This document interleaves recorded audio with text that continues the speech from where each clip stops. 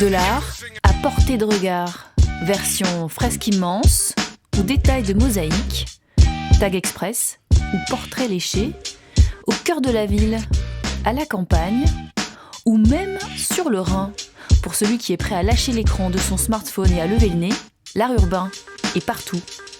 Il est devenu viral, mondial, ça permet de toucher un maximum de gens, donc ça veut dire qu'il y avait quelque chose d'intéressant et d'important dans ce mouvement. CQ1, lui, écume les murs strasbourgeois depuis 2 décennies. Graffeur, ses œuvres sont résolument politiques et revendicatives. Mais le trentenaire est aussi enseignant-chercheur à l'université de Strasbourg. Alors nous lui posons la question, l'art urbain, c'est quoi ? L'art urbain, c'est une série de pratiques qui prennent corps en fait, dans l'espace public. Ici, ça peut être zone rurale, comme les zones urbaines ou périurbaines. C'est des travaux qui peuvent se faire avec ou sans autorisation, mais qui sortent de l'espace de la galerie, de l'espace du musée, pour pouvoir s'imposer, jouer avec les codes de la cité. Et c'est justement ce que l'association Le Mur de Mulhouse défend depuis plus de 10 ans maintenant. Elle offre, toutes les 6 semaines, un pan de cette façade mise à disposition par les copropriétaires de l'immeuble à des artistes qui candidatent. Au départ, en réalité, il n'y avait pas encore cette histoire de street art. Aujourd'hui, tout le monde emploie ce mot. Au départ, c'était uniquement de sensibiliser le public et de partager, cet art qui a été méconnu et qui a été considéré comme tout à fait à la marge de ce qui était présent dans les musées et autres. Depuis, plus de 100 œuvres se sont succédées sur cette pierre mulhousienne. Ce jour-là, c'est un artiste italien qui officie. Je peins des fleurs, des couleurs, des formes, parce que je veux rendre hommage au musée d'impression sur étoffe. Je trouve ça super, moi, personnellement. Ça égaye, ça change, ça fait vivre la ville, voilà. Je trouve ça très beau. C'est merveilleux quand on embellit les façades des maisons. On est loin des débuts du graffiti et de la culture hip-hop, des graffeurs considérés comme des vandales, rejetés par la population.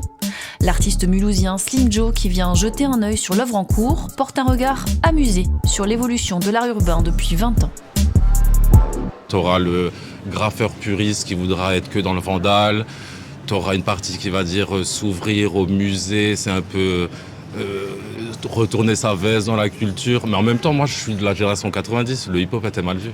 Du rap au graffiti, c'était une insulte quand on disait j'étais graffeur. Maintenant, bizarrement, c'est reconnu. Donc je me dis, je vais vers la bonne évolution en restant fidèle à mon art, tout simplement, je pense. L'art urbain est issu du graffiti qui naît à New York à la fin des années 60. La misère et le trafic de drogue explosent et sur les murs et les métros apparaissent des écritures, des signatures, on tague son blaze, on marque son territoire, bref, on exprime sa colère. Je pense que c'est même instinctif, c'est un peu comme les chiens qui marquent leur territoire en fait. Et finalement, si tu regardes l'humain dans les grottes, etc., il faisait un peu la même chose, quoi. Donc finalement, c'est un vieux mouvement en fait. Des origines américaines que le graffeur strasbourgeois Jack El Diablo revendique et qui apparaissent dans ses personnages aux traits géométriques et stylisés. Celui-là incarne la culture hip-hop, c'est un b-boy grandeur nature, réalisé au Rhenus, avec autorisation, offerte au public et en musique. Mais le graphe vandal illégal existe toujours aujourd'hui. À Strasbourg, ils sont une quinzaine par génération à se succéder sur les bords d'autoroute, les friches industrielles ou les murs un peu tentants. Dan 23, lui, grave depuis plus de 30 ans, il a lui aussi commencé dans la rue. C'est une autre culture qui arrivait, quoi. Un peu comme quand le rock est arrivé, le punk, c'était absolument nouveau, et puis on n'avait pas la baraka. Hein. C'est clairement, les gens ne comprenaient pas, et puis en plus, c'était très revendicatif. On ne demandait pas l'autorisation. Et même s'il vit de son art aujourd'hui, il continue d'offrir son travail dans la rue. Comme ici, derrière une grande enseigne qui lui a d'abord envoyé la police. Je lui dis allez sur mon site, regardez ce que je fais, et puis au lieu de me mettre une amende, laissez-moi une autorisation de pouvoir faire la fresque, et comme ça j'ai pu faire tout le mur. Une pratique qui nécessite donc parfois de travailler vite. Et c'est justement pour avoir le temps que ce collectif de graffeurs orinois cherche des murs pour s'exprimer légalement et en toute liberté, comme ici sous un pont à Lutterbach. Coexistent ce jour-là portraits de femmes et travaillent sur le lettrage, l'origine du graffiti. C'est partir sur l'alphabet qu'on connaît tous en fait et lui donner un style différent, rajouter des phases pour que l'ensemble soit cohérent bien sûr et rendre l'alphabet qu'on connaît tous un peu plus stylé. Comme j'aime bien dire en fait, je fais danser l'alphabet, voilà.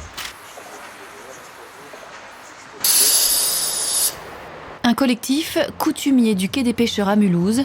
Les murs sont à disposition des envies du moment, des envies qu'on peut essayer de canaliser. À la base, on a une espèce de schéma de couleurs qu'on essaye de respecter au maximum pour qu'il y ait une communion entre les peintures et que ça se respecte, quoi. Là, c'était chrome, mais il y en a qui n'ont pas respecté, comme d'habitude. Vous êtes autodidacte ou vous avez fait... La grande majorité, on est autodidacte, mais il y en a aussi qui sont arrivés par le biais des écoles d'art. Le rejet des habitants s'est transformé au fil des années en curiosité, voire en intérêt. Au point que la ville de Mulhouse s'est emparée de l'engouement, offre des espaces aux artistes et propose même une visite guidée des œuvres visibles depuis les rues. Et certaines sont très anciennes.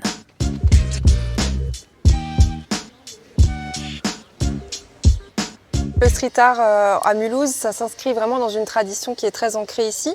Il faut savoir que Mulhouse, au XVIe siècle, était une ville indépendante, donc elle n'était pas française. Par contre, elle était alliée au canton suisse, notamment pour tout ce qui était conquête militaire. Et c'est vrai qu'ils ont eu le goût de pouvoir afficher sur les façades des maisons, alors que ce soit leur exploit militaire, mais aussi tout ce qui faisait leur fierté, en fait. Une tradition donc à Mulhouse que d'afficher fièrement la couleur aux vues de tous. Et ce n'est pas cette jeune fille, à la chevelure feuillage, qui nous contredira. Elle a été élue l'une des 100 plus belles fresques du monde via une application justement qui s'appelle Art Cities. Donc c'est vraiment une belle fierté quand même de l'avoir ici à Mulhouse. Une fresque qui se fond dans le paysage. Quand d'autres interpellent, habillent un quartier. À Colmar, les associations se mobilisent pour offrir des parcours visuels aux passants ou aux curieux, comme ici au Grill & Bright. Ce que j'aime, moi, dans l'art urbain, c'est qu'il y a cette notion qu'une personne qui n'osera peut-être pas aller au musée, qui n'osera peut-être pas aller dans une galerie, car elle ne se sent pas légitime, à n'importe quel moment, elle peut passer devant ses œuvres. Personne ne va les juger et ils auront leur propre avis sur l'œuvre. Et c'est ce qui me plaît, c'est la démocratisation de l'art. Franchement, ils sont super sympas. C'est agréable à voir. C'est plus gai, quoi. Quelque chose qui est plutôt joli, c'est agréable à voir. Et comme je suis là souvent, il y a mon école qui est juste à côté, ouais, c'est cool de voir ça tous les jours, quoi. Peut-être alors des candidats au franchissement de la porte d'une galerie. À 2 pas de là, justement, la Villa Chêne, ouverte en 2018. Une galerie d'art entièrement dédiée au street art. Elle accueille en ce moment une exposition collective intitulée Pierre, papier, peinture, de l'art urbain sur des murs, mais encadré, rémunéré et pérenne. On sait que le graffiti est amené à être éphémère. Les œuvres, elles, qui sont faites en atelier, sont destinées à être conservées, entretenues. On espère qu'elles soient exposées dans des musées un jour. Mais en tout cas, il y a deux approches différentes qui sont totalement complémentaires. À condition qu'elles continuent de coexister. Jack El Diablo vide sa peinture, mais il tient à ces espaces de liberté non rémunérés. Mais c'est peut-être une des dernières formes d'art sur lequel il n'y a pas forcément d'intérêt financier, quoi. Sauf quand c'est une commande. Le fait est qu'elles se multiplient. Et Colmar, Mulhouse et Strasbourg ont chacune leur galerie dédiée à l'art urbain. Signe que ce mouvement prend de l'ampleur et qu'il fait vendre, après avoir été raillé, effacé, caché. Mais est-ce pour autant une bonne nouvelle ? Retrouvons notre universitaire qui s'interroge en même temps qu'il dénonce à la bombe les travers de nos sociétés. Aujourd'hui, il y a cette espèce de label street art qu'on va mettre sur toutes les productions plastiques qui peuvent se situer en extérieur. On va dire que c'est devenu une esthétique qui s'est mainstreamée, qui est devenue un des courants esthétiques dominants aujourd'hui et qui perd un peu de sa superbe. Dan 23 tient beaucoup lui aussi au message contestataire contenu dans les œuvres. Depuis quelques années, l'artiste strasbourgeois utilise son spray pour alerter sur l'urgence climatique. Pour moi, l'art, ça a 2 fonctions. 1, faire du beau, effectivement, permettre d'accéder à l'émotion, et 2, se servir de son cerveau, d'avoir une réflexion. L'art, c'est également ça. Et malheureusement, dans le street art, c'est pas ce qui est en train de se passer. On fait plus de l'illustration qu'un message revendicatif. Un message écologique qui fait passer, même dans ses commandes, comme ici à Schiltigheim, sa contribution à l'embellissement de l'espace périurbain. Je trouve ça génial d'investir sa ville. Le fait de mettre des portraits, des oiseaux, j'intègre ma ville et j'essaie de la rendre un peu plus sympa, quoi.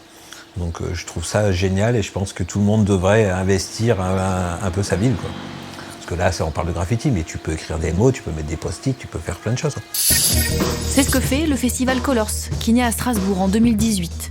Chaque année, des graffeurs venus de partout ajoutent des œuvres sur les murs, les façades et même les boîtiers électriques en partenariat avec la ville. Plus de 500 pièces sont ainsi accessibles à tous. C'est une vraie porte d'entrée, c'est clair, pour les gens qui ne s'intéressent pas du tout à l'art. On a des gens qui nous disent « Moi, j'aime pas l'art, mais ce que vous faites, c'est cool. » peu importe de l'urban art, du street art, du graffiti, peu importe comment on l'appelle. Mais c'est une clé d'entrée pour moi aujourd'hui pour démarrer quelque chose, en tout cas un processus pour que les gens s'intéressent à l'art. La ville, comme un musée à ciel ouvert, qui donne envie de pouvoir conserver quelques pièces, de mettre à l'abri des traces de ce mouvement qui dure maintenant depuis des décennies. Et quel plus bel écrin que les fortifications Vauban de Neuf-Brisac, à l'abandon depuis les années 50. Un terrain de jeu inépuisable pour les artistes à la renommée internationale qui ont répondu à l'appel de Stanislas Bellhomme, fondateur du MOSA, en 2018. Les œuvres qui sont dans la rue, par définition, sont effacées, soit par les services municipaux, soit par d'autres artistes qui les repassent, qui les toillent, comme on dit. Et se dire dans 20 ans ou 30 ans, mais quel dommage, il n'y a plus de traces de ces œuvres-là, ce serait terrible. Donc réouvrir cette vieille endormie, c'était assez incroyable. Et d'y faire venir de l'art urbain, du street art, qui match très très bien dans les lieux, ça fonctionne à merveille. Résultat, des milliers de visiteurs chaque année, scolaires, touristes et locaux. Et combien pour admirer la dernière de Jack El Diablo. J'oublie un tout petit truc, c'est que là, il y a une manche quand même. Il paraît en effet que le diable se niche dans les détails. Et une œuvre d'art de plus, à portée de regard pour qui veut bien voir. L'art urbain a décidément de belles lettres derrière et devant lui.